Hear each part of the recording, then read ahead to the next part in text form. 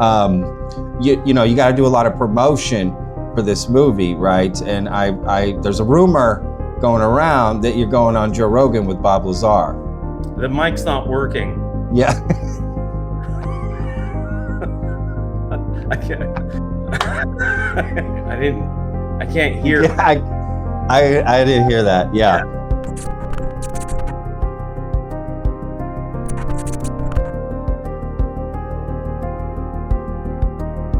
All right, Luigi, thank you for jumping on Vetted today, man. Pleasure, Patrick. Glad to be here, man. I know you're the biggest fan of Vetted. No, I'm just kidding. But we I am a fan. I know you are. And, you know, I got to meet you in person at Contact in the Desert last year. And I have to say, you were such a pleasure to talk to, man. Really, I mean that. Like, I was like, oh, shit, this guy is so cool. I've been looking forward to this documentary that you have coming out about Bob Lazar since we spoke, to be honest with you. I just thought your approach to handling criticism, his story, everything was you were just so professional, and it's just a lot to take in for you, right? To deal with this and people's opinions of this and, you know, all that stuff, man. I thought you handled it so well. How has that been for you, like preparing for this? Because you're making the doc, but then you also have to deal with all the stuff that comes with it, right? Yeah. Of course. Hey, Vetters. You know, one thing I've really wrestled with over the years is this all or nothing mindset. I'd avoid starting something new, whether it was a habit, a tough conversation, or even digging deeper into my own patterns, because I was convinced it had to be perfect from day one, or there was no point of even trying. And me starting this YouTube channel is a perfect example, because I had that mindset going in before I started this. I almost didn't start Vetted because I was worried it's not going to live up to my expectations. But I'm so glad I pushed forward and did it. That pressure kept me stuck way longer than it should have. But I've learned that real momentum usually starts with one small, messy, imperfect step. And that's where therapy made a huge difference for me. It gave me the space and the fresh perspective to see progress without demanding perfection. This episode is sponsored by BetterHelp. BetterHelp makes starting therapy easier than ever. You take a quick quiz, get matched with a licensed therapist, and connect however feels right for you. Phone, text, video. If it's not the right fit, you can switch anytime, no extra cost. Over 6 million people have gotten help through BetterHelp, and it's consistently rated 4.8 out of 5 on the App Store. If you're ready to take that first step, click the link in the description, or go to betterhelp.com/vetted to get 10% off your first month of therapy. Thanks for listening. Let's keep seeking truth, one step at a time. I mean, I was expecting it, because I was like, this is probably one of the most controversial, names in the space, right? Obviously, the second you say Bob Lazar, you got two sides immediately. It's like American politics, right? So it's like instantly it's blue against red. But look, it's been an incredibly educational process for me as far as what I did with the film. So there's like two sides of it. Is everything we learned, or everything I learned to do to make this happen, was a gigantic educational process for me and my team and everybody. And then there was also the educational side of, the educational side of getting to know Bob Lazar on a much more personal level than most people. And it's completely different. It's like when you and I met at Contact.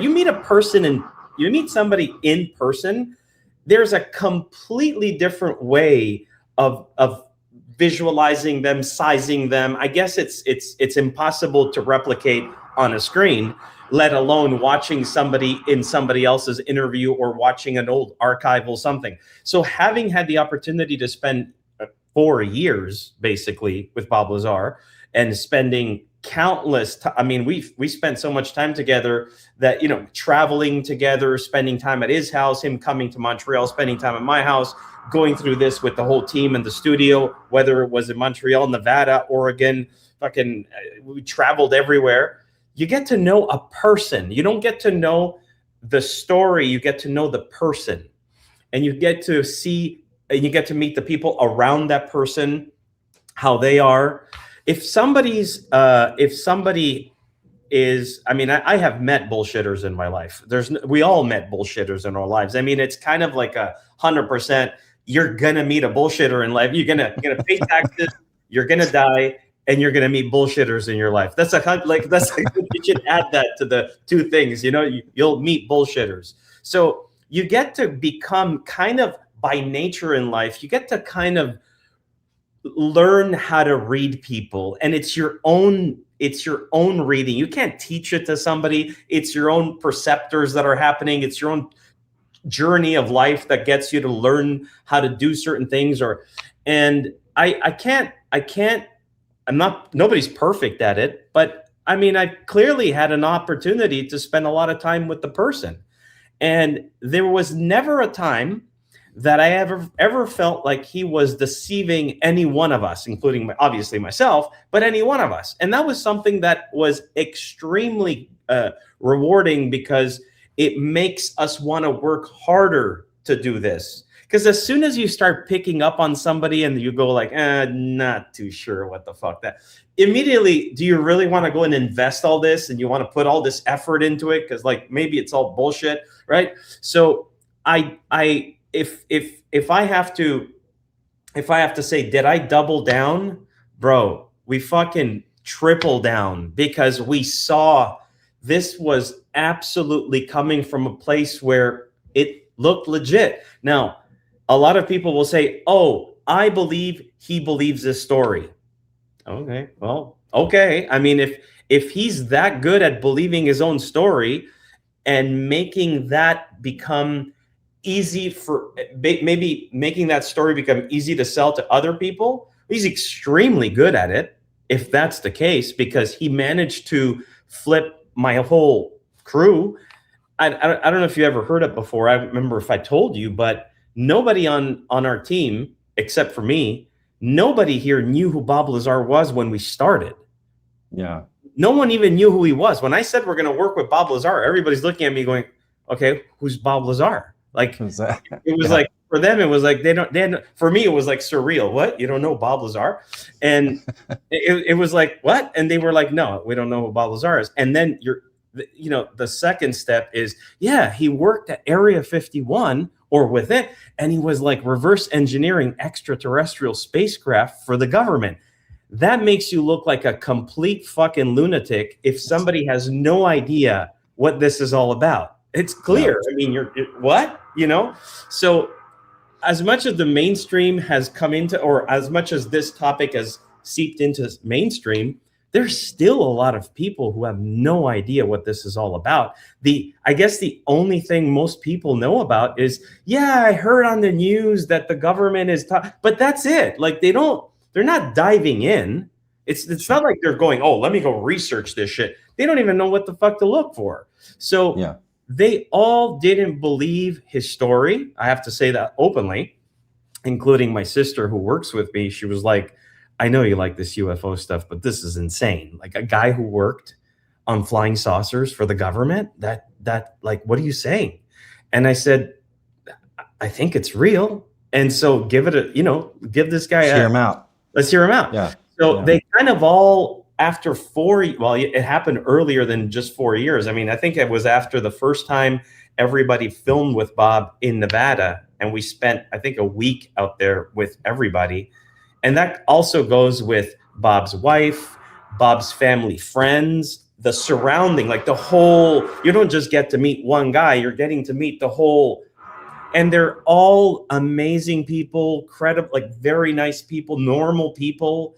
Bob Lazar, by the way, is probably one of the most normal human beings out there. He's not a UFO guy. He doesn't talk about it ever. He doesn't bring it up ever. He doesn't talk about anything. He doesn't even talk about, he doesn't really bring up his own work, because he's like, I'm not going to bore you with stuff that you're not even going to follow if I tell you what's going on. If you go in his lab, he'll explain it to you. But so he's a very normal person and a very down-to-earth, very kind person. He was very helpful with everything, very nonchalant. If it wasn't for my wife, I wouldn't be here, because he's kind of like, he's like a big kid. He still tests stuff. He's still doing really cool things that usual people don't do. But and again, all that stuff has nothing to do with flying saucers, has nothing to do with UFOs or anything like that.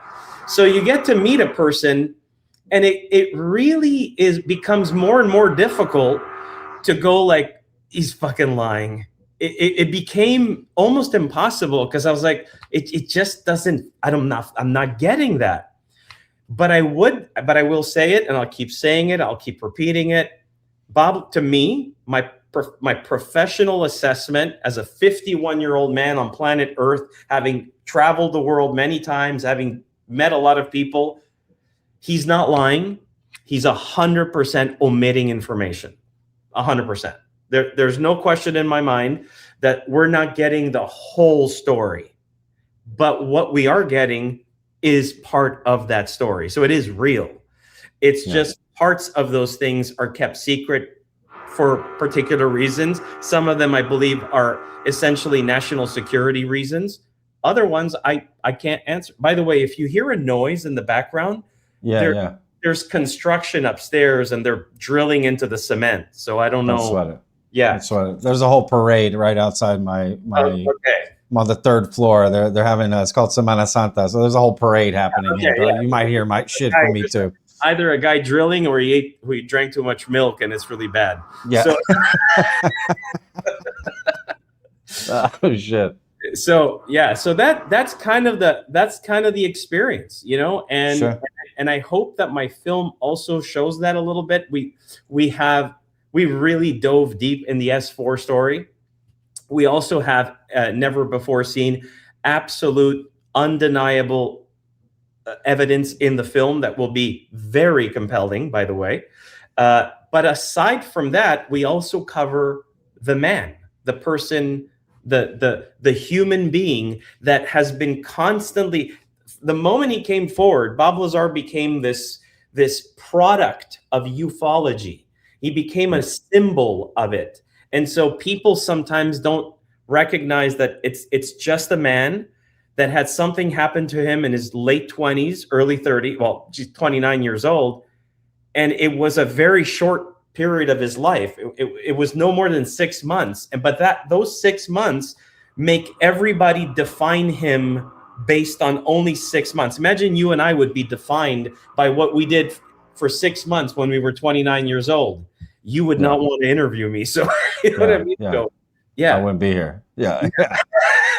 So yeah. I get it. Yeah, I get it. No, that's a lot, man. It's a lot to take on. You know, you clearly have worked so hard on this. I remember talking to you last year again at Contact about this, and you know, you're expressing just how much work this was, which you've kind of just expressed now too as well. And it's finally here. Yeah. The film is finally coming out. April 3rd, like 4 days away. Holy shit. Okay, so April 3rd coming out. Yeah. Big moment, dude. It's coming out on Amazon, right? Yeah, specifically. It's coming out worldwide on Amazon Video. It's not on Prime. So a lot of people thought it was on Prime. It's on Amazon Video, which means you got to rent it or buy it. You got to pay us because we need to get paid for all this work. I mean, we put a lot of money into this. And basically, it'll be on April 3rd worldwide. It's also going to be available, which is something that we're launching simultaneously. So this I'm only doing this on pods like this. I'm not advertising it too much because we don't want to confuse the audience, but it'll be available on Amazon. But we are also launching our own channel worldwide called the WANA channel. We Are Not Alone. Okay. You go to wearenot.alone.com, and on the WANA, on wearenot.alone.com, you will be able to get the movie, buy the movie, and it will be dubbed in 20 different languages on WANA. So on Amazon, it's subtitled in Spanish, Portuguese, German, French, all that stuff. But on WANA, it's dubbed. So it's like fully in a different. So somebody who is in Spain, for instance, doesn't have to keep looking at the screen to read the subtitles. They can, you know, sometimes you're doing something else well, you're not going to miss, because there's going to be a lot of information. Believe me, you're going to want to pay attention to it. Yeah. Yeah. Dude, that is so cool. What a great, wow. I'm gonna have to find time to talk to you about my documentary coming out about some of that stuff, because we're still struggling with the distribution and where to put it and what this, and I'm it's a telling you, nightmare. Patrick, the process, for anybody out there watching that's been following this like you have and all that and saying, why is it so late? Because the distribution process, the distribution world, the film distribution world is full of fucking landmines. Okay. I agree. Yeah. It's learning that myself. Yeah. It's a very dangerous game. And so we had to be very careful in how we went about this so that we could deliver the film in its original form, uncensored, 100%, intact, as opposed to some fucking whoever is going to come in and change it all up and remove scenes and put other shit in there that you go, nothing to do with Lazar. So there's a lot of very interesting people in the film distribution. So yeah, no, I've learned that myself, and I think that's something people just, and to be fair, someone's going to watch your film and they don't know about any of that. They don't really care, right? It's like you don't see all the behind the scenes shit that happens to get the film out, and it's just kind of you got to do all the legwork, and no, I appreciate it. I know now, I'm in the process of getting a documentary out, nowhere near what y'all are doing, but still we invested a lot of money, and of course, it's a long process and a hard process to get this stuff out. And believe it or not, that was one of the reasons why we decided to create our own channel. Okay, which by the way will be available on Amazon, Apple, Roku, Google Play, worldwide. We spent a lot of money on this, by the way. Spent a shit ton of money on this. It was because of having had to navigate and circumvent all these landmines. I learned I'm a business person prior to, look, I'm an embryonic filmmaker. I'm a experienced businessman. Got it. I like that. For me, learning the process of distributing a film was kind of something that I was able to pick up even faster than making a movie, because it's business. And I realized there are massive gaps. There's major holes in it that we have to figure out to protect the creators, the producers, the people that are doing this, because it's so easy for them to get screwed, and or even more importantly, easy for them to get caught in these trap contracts that they sign. Correct. And they're screwed. That's it. They're fucked. Their film is there. It's no longer in they don't control it. So we did that so that we can also allow filmmakers to contact us. We vet the information. We vet to see if it's worthy to be on the platform. And then we'll help, and we'll be 100% transparent. I mean, I did that because I wanted to do it, to test it for my own film, because I'm like, I could just see how a filmmaker would want to circumvent all that bullshit. And to be honest with you, fucking semi-criminals out there that are in the film distribution. It's really that bad. It's legit that bad. Oh, trust me, I know. I heard all the stories. We found out a lot of stuff over the last few months of who to use, who not, because there's companies you got to use to help you get distribution. Yeah. They take a cut. Then the distribution itself, the platforms take a cut. And then you start looking at the end of it, you're like, what kind of percentage are we getting? What kind of volume do we have to reach here now to make our money back? Right? It's insane. And the fact is the platforms are you can't navigate outside of that. So if, let's say, you look at Netflix or not Netflix, Amazon, Apple, they all take a big percentage out of your film. They take a giant cut right there. I mean that, but to their basically to protect, you get access to their audience. Yeah, they give you like this massive platform, so you're like, okay, I'm cool with that. But it's how to get it on there that you have sharks, snakes, guys out of the ghetto with gold teeth coming up to you, telling you that you're going to be a millionaire. You know what I mean? Like, of course I will. You know what I mean? Like, I'm sure, So I agree. That's been the toughest part, honestly. But yeah, man. No, look, I'm glad that this is coming out. I totally get why it takes time. You wanted to perfect a lot of things. I remember talking to you about that because once once you see the trailer, you're like, oh my God. I mean, this looks so good, dude. I really can't wait to see it. To be honest with you, I know how hard you've worked on it. Your team, everyone behind this. You got to do a lot of promotion for this movie, right? And there's a rumor going around that you're going on Joe Rogan with Bob Lazar. The mic's not working. Yeah. I can't. I can't hear. Yeah, I didn't hear that. Yeah. So okay, so the beaches in Spain, right? Yeah. Great. I know, they're amazing. Yeah. Girls are topless at times. It's really cool. Like it's and then there's tourists that are a little bit like whale-like. Yeah. Fine. It's like oh, I love it. Okay, so you're not saying that right now. You're not. You just want it to come out, essentially.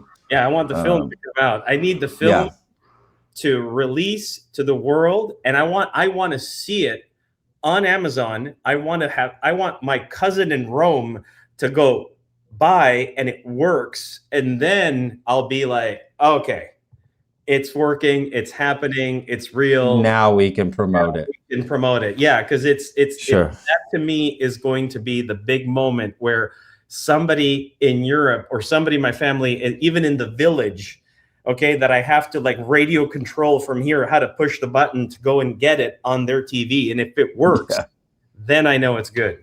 You know what I mean? Yeah. So, yeah. Right on. Well, look, Did I do a proper like deflection there? Did I deflect that well enough? Yeah, good. Yeah. I mean, look, it's. I think a lot of us called it that this would happen. To be honest with you, and to be fair, Bob has a bit. The last time Bob did Joe Rogan, that's the biggest episode he's ever done. Joe Rogan. From what I heard, it's the biggest podcast ever recorded, ever. I believe that. Yeah. It's like, I mean, just the YouTube video alone is like insane. It's insane, yeah. Not counting all the platforms of just listening to it, right? You add it all up together, it's well over 100 million. Oh, for sure. Absolutely, yeah. And I'll tell you, it was a different time. And I say that because, we see algorithms have changed now a lot. And so it was a different time. It was just prior. I think the film came out prior to COVID. I think the episode came out just before COVID, but there was a different algorithm out at the time. So it's much more difficult now for things to really get that type of traction. There's just too many assholes involved in the algorithms now. So I'm one of them. Yeah, it's crazy. There's just so many things that have changed that you're like, I think if an alien went on Joe Rogan, it would not beat that podcast, those numbers. Yeah. You know what I mean? Like, it was a special moment in the zeitgeist. Yeah, it was. It was an absolutely unique time. It's really cool that it happened. I mean, and I think that it's possible now to have like really amazing reach, but they've catered to, they're catering it. They're basically managing algorithms completely differently now. So I really think that, if we could mix, let's say Project Gravator and OnlyFans together, I would probably be able to get that bump, like alien pictures, you know what I mean? And maybe get like a giant bump in the numbers, something like that, because that's what I think needs to happen. Oh my gosh. But the reality is, the reality is that we're in a different era. And so we have to be realistic with that as well. It's not well, of course, but look, the good thing about Bob is he doesn't do a lot of interviews. So when he does them, it's a big thing and people are interested in. And look, I cover this stuff all the time on Vendit. Like, I know, I'm not saying I have the algorithm figured out, because no one never does. You really don't. It changes all the time. You don't know. That's kind of the thing. But Bob's name and his story still resonates. Even if it's divisive, it still resonates with people. Look at the reception you got at the live show with Chris Ramsey. Absolutely. Right. It's probably nothing. Yeah, that was such an unexpected last minute decision. Let's go. We were in town. We said, let's do it. Let's just hop in and out. And it was like, I even Bob, when we left the stage and got into the car, because we had to go somewhere, and he was like, wow, that went so well. And I thought, yeah, I'm like, and he was always like, I'm surprised, and I'm like, why are you always so surprised?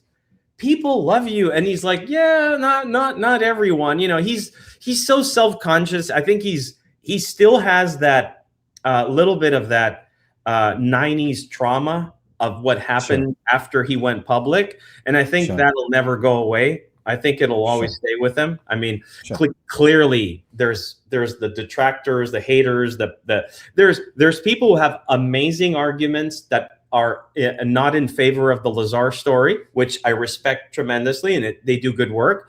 And then there's just haters. There's just people who just, of course, they just, no, I don't believe it. Well, okay. Yeah. I also don't believe Jesus walked on water, by the way. I do go to church sometimes, but I really don't think that suddenly that motherfucker was walking on water. I don't think so. I don't think that happened, but somehow there's a lot of people that believe it. You know what I mean? So, and some of the people that believe that actually don't believe Bob Lazar. I find that to be quite interesting. That's kind of funny. Yeah. You're right. That is funny. Yeah, I mean, look, there's the bigger you get and the more people that know about you, you're just going to have people that don't like it or whatever. It's like I think Bob handles it well in the sense of it is what it is. Like, my story's out there. This is what it is. It doesn't affect him at all. I had a few conversations with him, not even that long ago, about that. And a friend of his that's in the film, Mario Santa Cruz, we were talking about that. And Bob just looked at me because I was saying, the team is answering some stuff. Sometimes people are really pretty rough with that, with the people here answering emails. And it's like, you guys are all grifters. All you want to do is make money. And it's like, Jesus, if this was a way to make money, I wouldn't. What a fucking crazy way to make money, because I'm out of money right now. I need money. But the thing that Bob said is that'll never change. He says, don't let that get to you. Tell them not to get to, it. Forget that. It's not important. It's like, so what? They don't believe it. He says, I actually always wanted people not to believe the story because it's easier to manage. It's like, okay, don't believe it, walk away. If I don't believe something, I'm not going to go argue with someone. I don't think that when I die, I'm going to have 7 wives. I'm not going to do that to somebody who's in Saudi Arabia. I'm going to be like, go ahead, just fucking think it's going to happen. You know what I mean? Like, so to each their own. Everybody has their own thing. Exactly. Respect everybody. And yeah, I mean, absolutely, man. I it's one of those stories where the more I think about, and not just Bob's story, a lot of people's stories, it's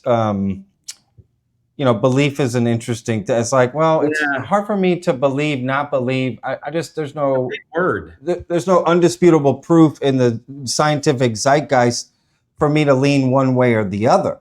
So I just take it in. And I agree 100%. It's one of the most important things is exactly, you said it right.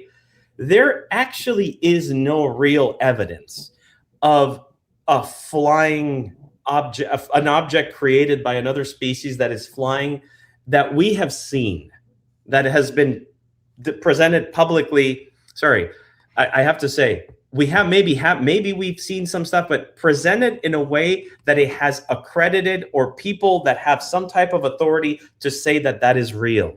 We haven't had that yet. So we haven't had the evidence acknowledged by people that we want have it. We want those people to acknowledge it for us.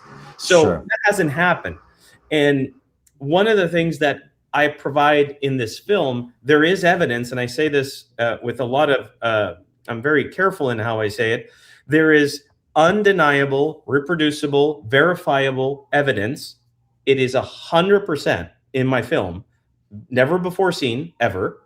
It is 100% going to prove one part of that story, something that was absolutely impossible for Bob Lazar to have known in 1989. In fact, it would have been impossible for 99.9% of the human population to have known in 1989. So that's in the film.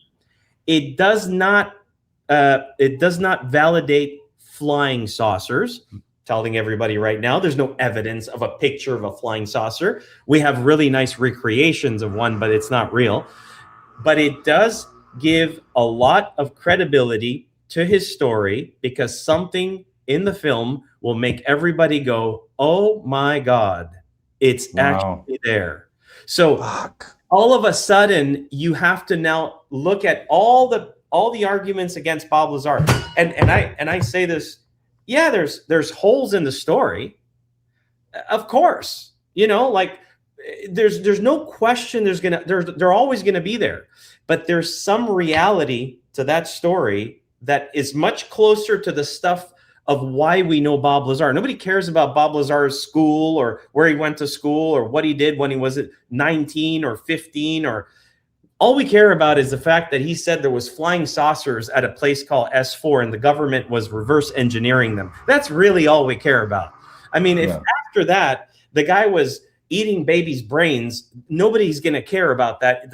Let's face it, that's the reality. That's true reality. The reason why you're interested, the reason why I was interested is because of apparently the United States government had extraterrestrial spacecraft in their possession at S4 within Area 51. That's why. Forget the rest. That's the core, right? So if that information, that information is fucking huge chunk of info. There's obviously things associated to that story that you have to figure out. Is it real? Is it possible? Is there things that lead to that being real, basically? Yeah. There is one piece of evidence that we will present, and I'm sure it'll make a lot of people talk for a long fucking time after this. Wow. And I hope for all the researchers out there, all the couch basement dwellers research the shit out of it, please, and get more info on it. But I promise you, if anybody says, oh, that's just luck, right now, unvetted, fuck you. Remember that. Remember that. Remember it. Okay? Right now. Oh, I love it, man. I love your passion, dude. That's how serious that is. It doesn't prove flying saucers, but there's something that none of us, including Bob Lazar, and including people that were even working at Area 51, could have known in 1989. So once that comes out, it's gonna. I'm so curious to see that. Flow into the reality sphere of everyone and how they're going to respond to it. How do you respond to that? So you're going to see it. It's tangible. It's real, scientifically verifiable evidence. So it's you can't deny it. And it's not a leak that was sent only to me. It was not something that somebody slipped under our door or something. This shit was public and no one saw it. Wow. Oh man, you got me so curious, dog. Okay. I'm like, oh my God. Yeah. Okay. So all this stuff starts to add up. And if you were going in a court of law and you're presenting a case in front of a judge, there are certain things that a judge would take into consideration if there's no absolute evidence of a core issue being spoken about, but there's so many things that go like, well, hold on, nobody would have known that. Well, Yeah. it kind of points to, well, something's up, because there's no way to have known that piece of info. When you see it, you'll want to talk to me again. You'll go, you were right. There's no way, because it's Wow. one of those things that really makes you wonder. Well, then part of that story has to be real. Sure. Again, now whatever that is, I get, and it doesn't provide evidence of flying saucers. And I hear a lot of congressmen, you hear it from everybody. We're going to go verify. Even JD Vance said he's going to go to Area 51 and go verify. I would not want anybody to go to Area 51, because Area 51 is like going to like Sandals Resort in Jamaica. It's like, it's not really Jamaica. You're at Sandals Resort. Like, yeah, there's like a Rasta man there, but he's hired to be a Rasta man in the crowd. Sure. But then you go outside of Sandals Resort and you suddenly start worrying, because now you're in Jamaica. Okay. Sure. So the reality is not at Area 51. Area 51 is a landing place, but there's adjacent areas there. It's big, it's gigantic. The place that you need a plane to go in certain places. So it's really big. The real stuff was happening adjacent to it. And I don't think it's still there. I don't think they're still operating that. I think it's still there. I'm very confident it is. I don't think they're operating it like they were operating in 88 and 89. But if JD Vance, probably, who knows if he watches stuff like this, but if you are, dude, don't go to Area 51. Tell one of the people that you're the vice president and that you don't give a shit about authority. Tell them to fly you exactly where we put the coordinates on our website, and go kick the dirt there and tell me if we're fucking crazy. Wow.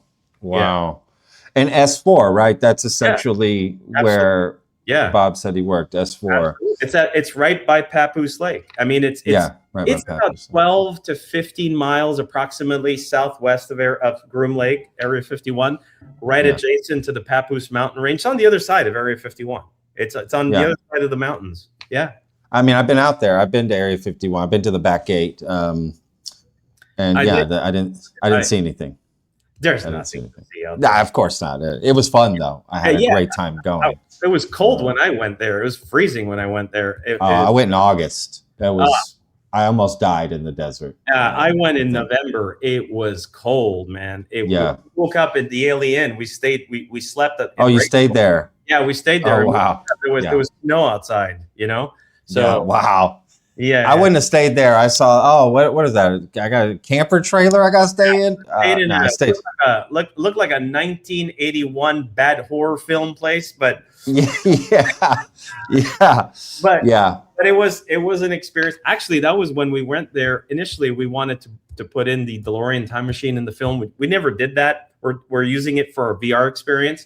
So we actually took the Back to the Future DeLorean to the back gate of Area 51. We actually brought it all the way there. Down that dirt road. That's a long dirt road. Yeah. We brought it all the way out there. The guards were like watching because they were like, "What the hell is going on?" What the? Outside, don't you go 88 miles an hour over here? Yeah. That was a cool experience, actually. Yeah. Oh, that's so sick. Well, man, you got me really excited telling me these things. They're going to be in the film. I know it's going to be a great film. I'm honestly not worried. I really cannot wait to see it. And you just kind of brought up the VR experience. Yeah.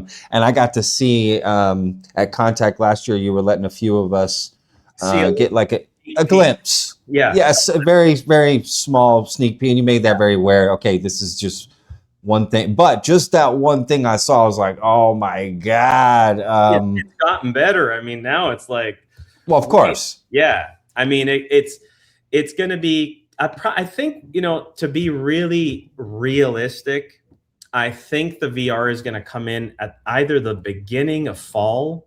I mean, we're trying to aim end of summer, but I want to be realistic because we're going to be.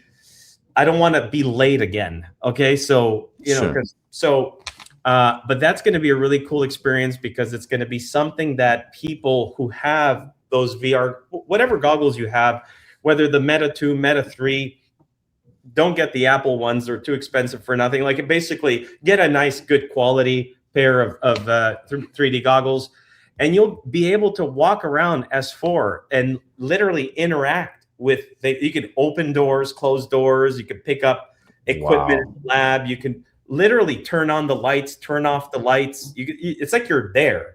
And it's going to be with Bob Lazar. He's going to be kind of the tour guide, if you will. Sure. So you walk in the lab, he's going to be there going, this was the propulsion lab. This is the bench where we worked on with the reactor. And that's where I used to sit. Yeah. So it makes it really cool to have an opportunity to walk into what could have been one of the most secret facilities in the world back then. And it looks like a prison. It feels like a prison. It doesn't have any bars on the doors or on the windows, but I mean, there's going to be security personnel everywhere. You'll see that. You'll have that there. You're not allowed to go in certain places. You were getting yelled at for looking in a specific direction just because you did. You know what I mean? So you'll get yelled at, you know? So, but it's kind of like, almost spilled my coffee. It's kind of like it's kind of one of those things that I've always been very curious about. You know, it's like, if the government is actually doing this, well, what does it look like? How does it feel? You know, that's why I wanted to recreate it. It's just a really great thing to experience.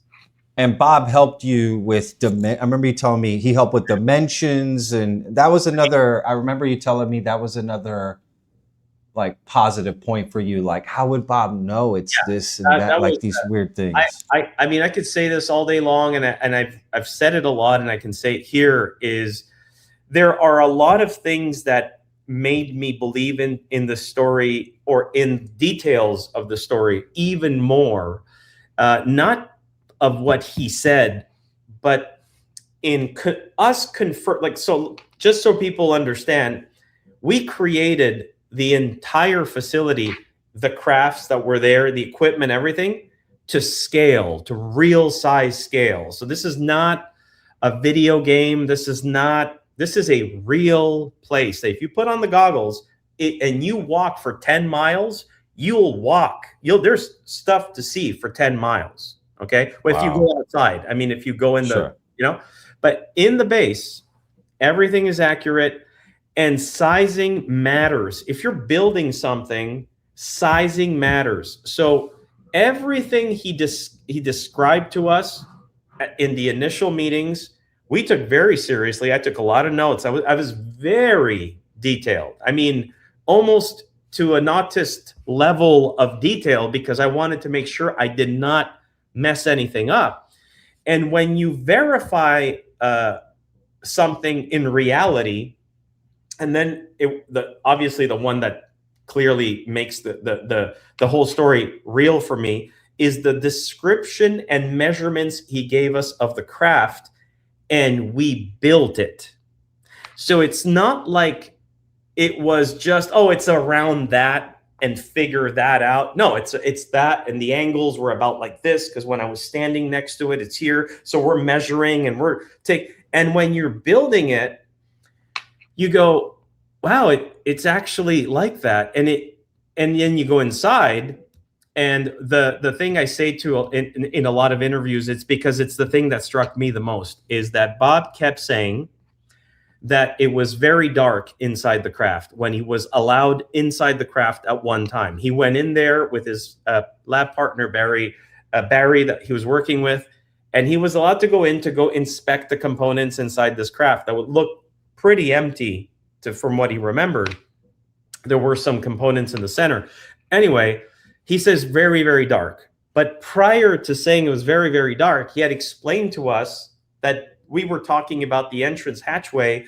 And he said, well, you know, I had to walk and then be careful with the extension cords. And I immediately said, what do you mean extension cords? What are you talking about? Because that was not computing in my head. He says, well, there were tripod lights inside. So there was extension cords that went outside, you know, all the way to the outside. And I thought, well, yeah, that had not, believe it or not, that had not fazed me. And so I thought, yeah, it's right. You need extension cords. you know? Yeah, And I so see. he had given us these models of these, what he said, these look like the tripod, these construction type of industrial tripod lights, like, with 4 heads. You know, they had halogen lights back in the 80s, and they were pointed to the top. They were not pointed like this. They had been pointed towards the ceiling of the craft. And the material of the craft is kind of like an unpolished stainless steel. Okay, so these things are bright. These things are really bright. When you turn them on, they give out a lot of light. So there was two with 4 lights each. That's a hell of a lot of light. If I had that in our studio and we turned that on, it'll light the studio. And he said, and I said, well, you had the tripod lights in there, weren't they on? And he said, yeah, they were on. And I said, well, and that was like me being inquisitive, because I was like, it's not making sense. Like, if those things are on, why would it be dark in there? Yeah. And he says, I don't know. He said, it was really dark in there. And so that, I remember being one of those things where I thought, that just doesn't make sense to me. I mean, if those things are on, why would it be dark in the craft? It's not gigantic. So we built it. We built the craft. We built the material. We found how to replicate it, the same sheen, the same reflection that it would provide based on what Bob saw.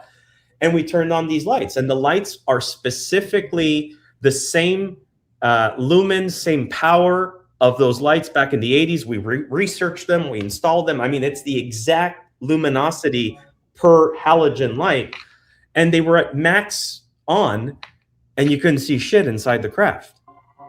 And I remember going to Christopher on my team, who's, by the way, my right hand here, Chris Matteau, and I said, Chris, turn on the lights. And he goes, they're on. Wow. I said, I can't see anything. He goes, I don't know, man. They're on. And for some reason, those lights are the light bounce in a domed craft of that size. It eats up the light. I mean, we could do a whole video on that to show you step by step how that's done, and you'll go like, oh my God. So if he was lying, he wouldn't be able to know that. If he saw that, he experienced something like that, there's no way you could know that unless you were in that type of environment and it happened, because we had to build it to find out. And I thought that was one of the most important discoveries we made, because I'm like, how would he have known that? We were all, that is interesting. You know what I mean? Because it's like, that's not something that somebody just figures out. It's fucking bright lights, but it's not. In the film, when you see the interior of the craft, we actually 20 times the power of the lights in order for us to film in there. Otherwise, you can't see anything. So it was really interesting. That was something that I considered to be one of the most, I guess, very credible pieces of information. Just little nuances, right? There's just no way he would have known that. We would have picked up on that. I mean, there's no way he would have known, unless he went in his garage and built a fake 50-foot, dome and went inside and Sure. So I'm wondering, how did he remember all the dimensions from that long ago? I can't remember shit. That was actually really interesting, because he spent most of his time in the lab. Okay, so in the lab there were 3 things that are in the craft that were inside the lab. There was the reactor, the amplifier, and the emitter. There's 3 pieces of equipment that were brought inside the lab. Got it. Because he was always around those items, he remembers those extremely well. So he must have measured them, because he had a very good memory of those dimensions. Now, once you begin with the reactor, because the reactor sits right in the middle of the craft on the main floor, he then approximates by positioning himself next to the reactor. Okay, so the one seat was here, so you're looking at 2 feet. So you're approximating, but you're very, and I so see. now you have, okay, up to there, that makes sense. Then I crawled, so that went about, I crawled, like he will remember it's about that distant to the exit. Sure. There was things for him to reference from in Got order it. for us to get an accurate diameter of the disc. That was the first Sure. thing that we needed to do. So, Sure. and then the body curvature of the disc itself, that has everything to do with the meeting point of the two discs, the top of the disc and the bottom of the disc. So when you're in the hangar and you're touching the disc, how high do you put your hand to touch the edge of the disc? That determines the height of the floor. Sure. And of the main level, and then approximately the curve. So we spent a lot of, I'm giving you a really accelerated, very abbreviated way of doing this, but that's how we went about, looking at the dimensions, and everything made perfect sense. So it was interesting because you're like, is he really making this shit up? Like it's actually making sense to what the design is supposed to be. Now, somebody's going to say, what do you mean? That's easy to do. He's had 40 years to do that. Sure. But it still was a lot. Like I said, it's abbreviated. Still interesting. There was still a lot of stuff that I found to be impossible for him to just make up, because we're putting it together, So no, I get it. I would think the same way if I was you. Honestly, while you were just telling me that story, I had a thought. How did they get all that stuff out of the craft into the lab?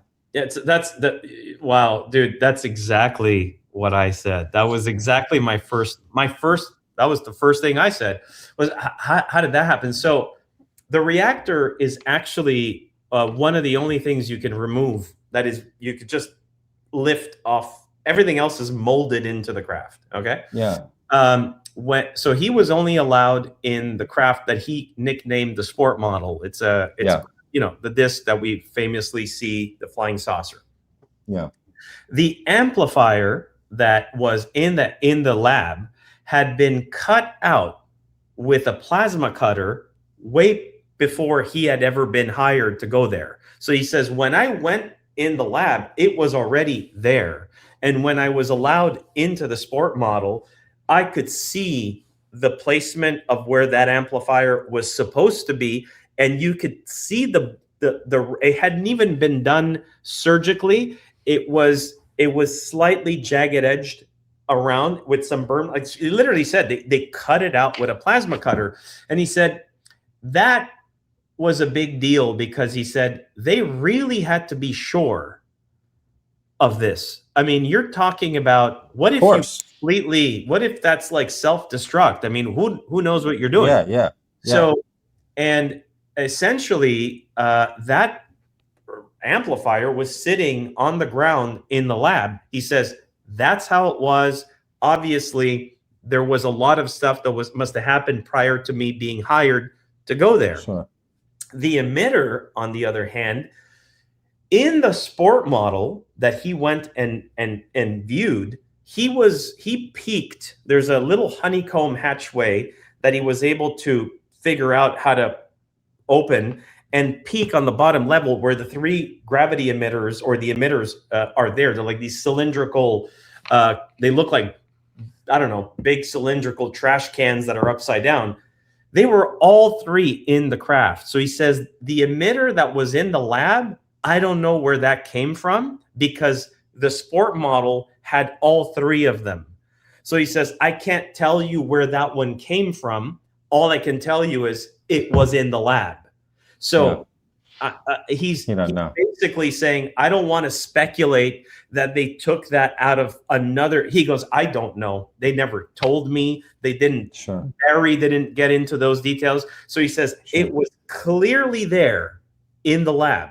So that's an interesting. Those are that you know what? Those were the things I wanted to know right away. Wait, hold on a minute. They took this stuff into the left. The fuck is going on? They Like through what doorway, or like yeah, are the dimensions you're telling me of this thing match the openings? Like, you know, shit that's like that. why Yeah, I was so extremely. I was very paying attention to every detail because it would have also made sense to me. Sorry, I would have been able to pick up. Wait, something doesn't make sense here. Sure, That's sure. something not right here. That's not Sure. supposed to happen. Now, what's Yeah. important to note is that the amplifier does fit, absolutely does fit through the hatchway. It perfectly fits. But the emitter, the three emitters that were in the bottom of the sport model, that one of them was inside the lab. I have no idea. He says, I have no idea how they got that because I don't know how they could have got it out of the bottom level. So he says, I have no clue. I don't want to speculate. And he's right because he says, I just know it was there. And the sport model had all three emitters. They had none of them had been removed. I see. I see. I mean, Yeah. So he says, I don't know why that was, but I wasn't allowed to inquire and ask, how did you guys do that? I wouldn't get an answer on that. So, and don't forget, he was a very junior person. Like, I mean, this is a guy who just landed there. So even though you're there for 2 months, it's still a junior job. Like, you're still new. Of course. You know, And it makes sense he wouldn't know if his story was true, it would make sense he wouldn't know everything about everything. Absolutely. Right? Yeah. It just doesn't make sense. One of the things he does mention, we do not have it in the film, but we do have him explaining it, and we will come up with additional episodes, which, by the way, on our WANA channel, we're going to be creating 1 or 2 hour additional episodes per subject matter because we have so much stuff to cover. So we're going to be making a 1.5 hour episode just on the sport model, just the craft. Wow. Okay. Because we cover all that there's so much to cover. So that's going to be interesting because it'll answer so many of these questions because we have so much to show. We have hours of Bob Lazar explaining all this. So, I mean, we want to do something with it. And so one of the things he said was that the reactor, that plate with like the hemisphere on top, he says, I saw more than one of those, he said. That was an interesting thing. He says, I saw another one. I don't know where they got it, but I saw another one. And he says, what led me to believe that the other craft that were there could potentially have the same propulsion system or whatever. He says, I can't validate that because I didn't go see it, but I did see one more reactor, which I find very interesting because now you're thinking, if there is another reactor circulating, because he's walking in that hangar, there's other teams there, they're doing something. If you're seeing them with something and you just left the lab with the reactor on the bench, well, shit, there's another reactor. I mean, it's not like they just magically brought the reactor on another table in the hangar, right? So basically, he said, clearly they had more than one. I have no idea how he goes, I wish I would have stayed longer. I would have had so many more questions. I had so many things that I wanted to know. But he goes, in a sense, it's my biggest regret. As he says, had I kept quiet, who knows where this would have led in my life, So he says, I have a million questions because he was appreciating my curiosity as I'm asking him all this. And he says, I wish I knew, he says, I don't know. Yeah. Of course. So that makes total sense. Yeah. So it's interesting. Absolutely. Dude, I have a bazillion questions. I know we got to wrap up soon. Yeah. But people are going to ask probably 2 questions, which is there any information on Barry in the film and Element 115? There is information on the latter. Wow. Not on Barry. Yeah. I asked him. He says, God, I thought he was going to come public. He goes, I wish he would have came public after I went public, but he didn't. Uh, I will say that there was a moment one time where I was. It's a really interesting. This goes back a couple of years ago. I was alone with him at his house, and we were just chatting. And I said, "So you think you miss Barry? You know, like." And the way he answered, not at all. The way he answered was like, I don't think he necessarily liked them that much. Yeah. It felt a little bit like, yeah, okay. It was like, I don't really miss him. So, you know, like when you work with somebody, I think Barry was very careful in how he answered Bob. And I think that irritated Bob. This is my feeling. My personal is, I think what happened is Bob must have had a million questions going like, okay, well, what about that? And Barry would just be like, no, we have to concentrate on our task. Eventually that gets on your fucking nerves because it's like, bro, I got to know shit if we're going to do something here. So that's what I felt. Okay. I felt there was some type of frustration there where it's like Barry was a friend, but a work friend. More than a friend, you know? So, and that I sensed. So who knows what that means, but there was no, his last name is Castillo. We never found a Barry Castillo. I fucking, believe me, I searched. I did all I could. Nothing out there. I think we do have some information on his superior who was named Dennis Mariani. There's some information that's come out also publicly. I believe that Dennis Mariani was buried. He's buried in a cemetery in California, and I think he was living out in California. His name was Dennis John Mariani, if that's in fact the man, military guy, and I think that's the guy personally. That's the guy, yeah. And so he's gone, and so there's nothing we have that could validate. What can you do? Can't do anything. And there was another person named Renee. There was another scientist there called Renee, but Renee was never around.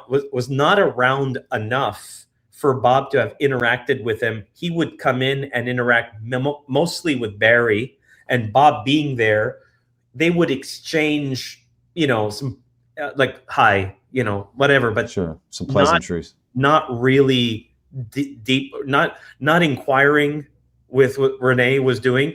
He said Renee looked like he was maybe some liaison to another group. He goes, possibly. He says, I'm only saying that because that's the only thing that I could think of. That's why he would come and talk with Barry, ask him a few questions, and then leave the lab. Sure. He says, is that what he was doing? I don't know. I never saw him go where he went. And then there was always a guard that would walk with Bob. So Bob could not even go take a leak without having a guard there. So it's a really interesting story. And it's something that I spoke to a couple of people recently. I won't say names, but very famous people that are Bob Lazar detractors. And one of them, I'm not going to say I changed his opinion, but I said, because this person is a real, like a known physicist, very, very, very known person. And I said, this wasn't a science operation. This was a military operation. So even Bob said, this never felt like a science operation. It felt like it was a military operation. So that's an important thing to remember when we are discussing, he wasn't a real scientist. Bob said it when he came public. He says, I wasn't even the best person to hire, but it didn't look like they knew what they were doing anyway. It felt like it was like the military was in charge of it. And he said Dennis would come in periodically in the middle of the day or in the evening whenever he was there, and he would be like, okay, what'd you guys figure out? And he's like, in the last hour, nothing. He says, it's like, we just started, like You're not gonna. He goes, I think they thought that there was gonna be some major breakthrough in a short time, and I don't think they even had an idea still how things were connected.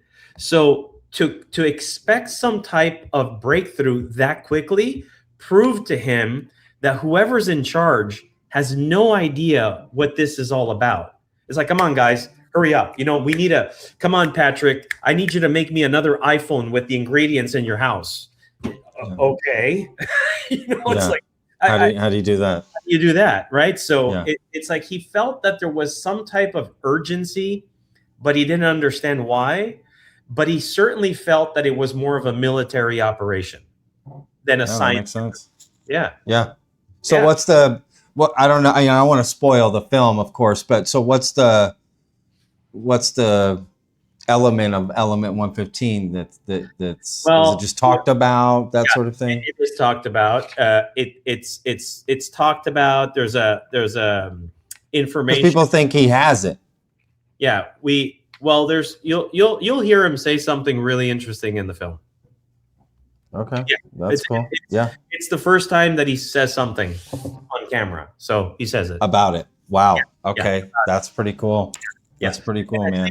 I think Bob Lazar is at a point in his life also where he's getting close to an age and he's getting wanting to retire, and even with his work and stuff. He said to me, your film is kind of a unexpected good thing for my story to have been corrected.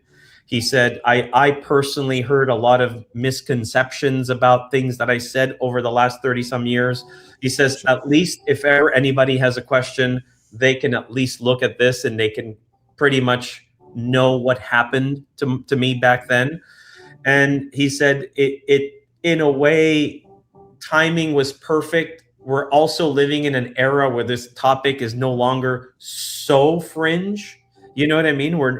It's still fringe, but it's not incredibly fringe. Like they're reverse engineering. Yeah, that's what people seem to be talking about. You know what I mean? So it's not out there anymore to say that. So I think it's an interesting time. Absolutely, man. I mean, the Jeremy Corbell had his documentary come out, right? We talked about that earlier. How does this film? This is where we'll land the plane here. How does this film differ from that? Right? People are like, well, I've already seen Bob Lazar's story, right? So do I need to watch this? What is the big difference? Okay. Well, for sure, I can say that I just saw Jeremy. By the way, he was just here the other day, so we hung out for like almost 2 days. And what was great is I told him, I said, what we've done is kind of a perfect complement or a part two, because we don't go and waste our time. There's also a reality to this story, is how many times are we going to beat the dead horse? Like how many times are we going to keep saying, is this really what happened? Is this? So what this film has is some official footage that is brand new. We have some archival stuff that's never been seen before, which is really, really cool. Yeah. That's already interesting. Some of it is literally was sitting on a shelf. Actually, 2 pieces of archival were both sitting on a shelf, one at the University of in Berkeley since 1982. Okay. Wow. Never played. It sat in the archive room at Berkeley since 1982. Another one has been sitting on a shelf since 1990 or 91. Okay. Never played. So it's really interesting stuff that you'll see in terms of archival, because it's all original stuff. Sure. Second, we have real evidence. It is undisputable, absolutely undisputable. And then you have, which is the main meat of the film, an extremely highly visual recreation of what he saw in very realistic form. So, and accurate form, very important. So not just look good, but exactly like that.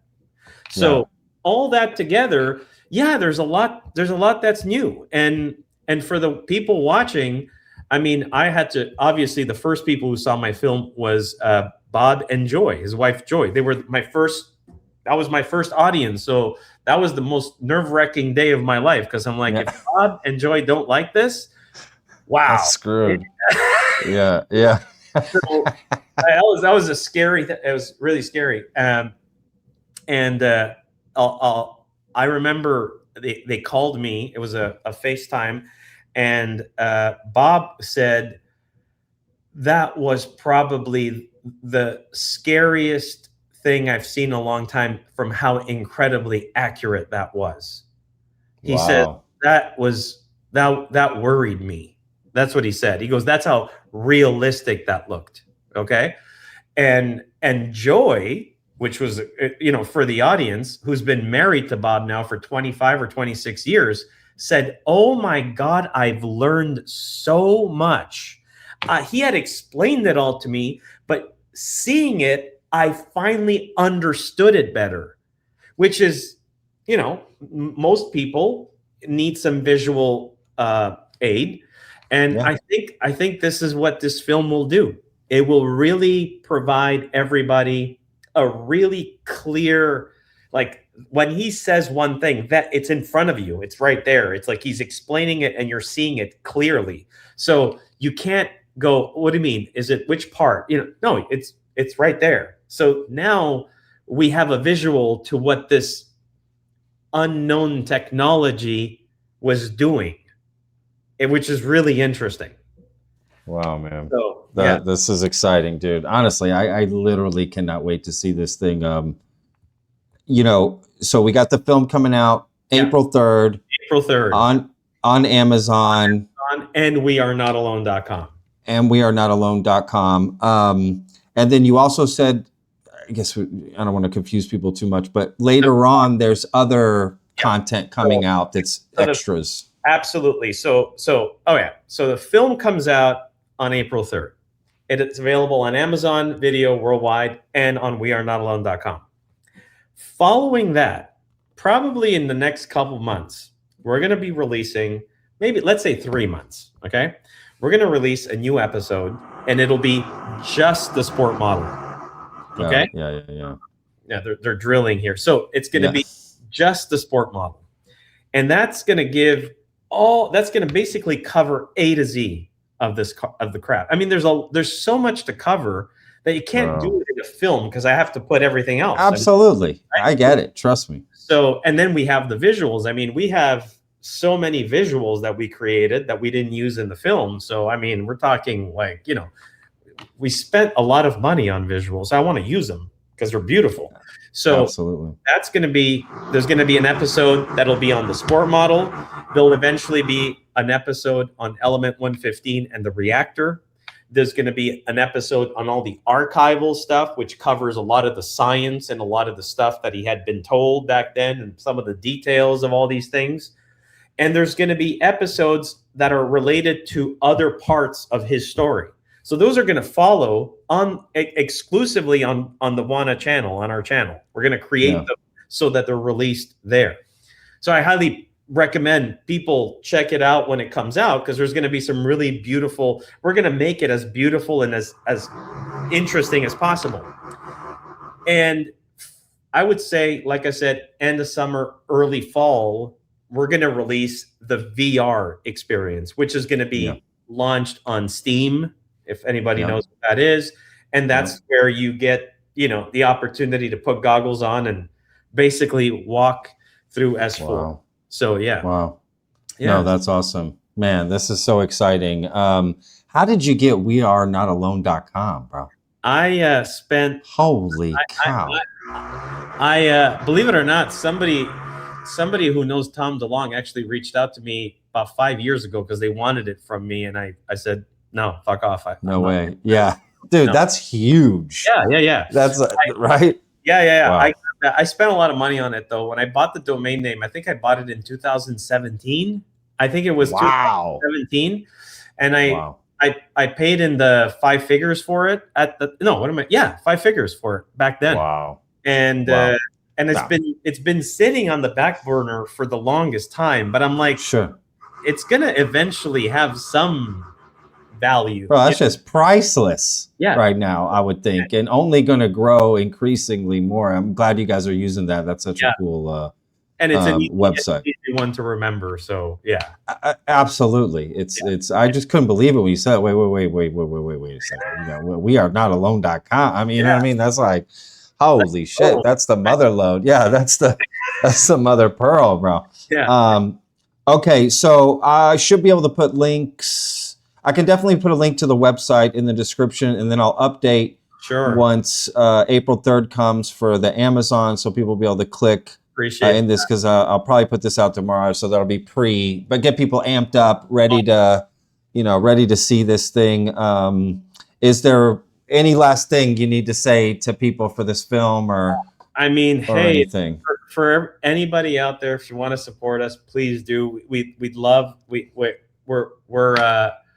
We're in desperate hopes of having a success, because it's been 4.5 years of blood, sweat, and tears. Let's put it that way. Yeah, man. No, that's awesome. Well, congratulations, man, to you and your team. Like I said, I cannot wait to see the film. I know everyone I've spoken to about, this is the biggest thing coming out. I'm more excited to see this than Disclosure Day with Spielberg. I'm serious. I kind of got turned off with Disclosure Day. I saw it's cool, but I don't know. It looks a little corny, bro, to me. Just a touch. I was a little bit. I don't know. I hope the film is better than the trailers, to be honest. So I'm giving it a maybe, because it's Spielberg, and it's Spielberg. It's like he's a genius. There's nobody better, so it's like, okay, let's wait. Maybe I agree. Yeah. I agree. But for sure, man. No, this is up there, man. Well, best of luck. I hope this has all the success that you guys need. And man, thanks for coming on and talking about this. It's great. I appreciate it, and I hope to see you. Are you coming to Contact, by the way, this year? That's the goal. As long as I get my resident card in the mail, I'm legally allowed to leave. Okay, good. That is happening. It's all in trámite, as they say. I'm waiting. Each other there. Yeah. Yeah. We'll hang out in the pool again. Absolutely. And I'll let people wonder what that means. Yeah. Awesome. Love it. All right, so I hope you all enjoyed my interview with Luigi. I definitely had a bunch more questions to ask, and we just didn't have the time, and we got caught up in some other, things. I definitely had a lot more questions, and, he's very passionate about this film. So maybe I can talk to him again and get some of those questions answered, down the road, maybe at Contact, do another post, documentary release interview. But just want y'all to know, I definitely had way more questions to ask, and Luigi had a lot to say after each question, so I didn't want to interrupt him. I wanted him to be able to get out what he wanted to say, and maybe I should have tried to schedule this to get 2 hours out of him, but time is of the essence for him right now. He's got a lot going on, so we'll do another one. But just wanted y'all to know that I did have more questions, but it's just how it goes with these interviews. So looking forward to the documentary. I can't wait to see it and see what everyone thinks about it. All right. See you guys. Peace.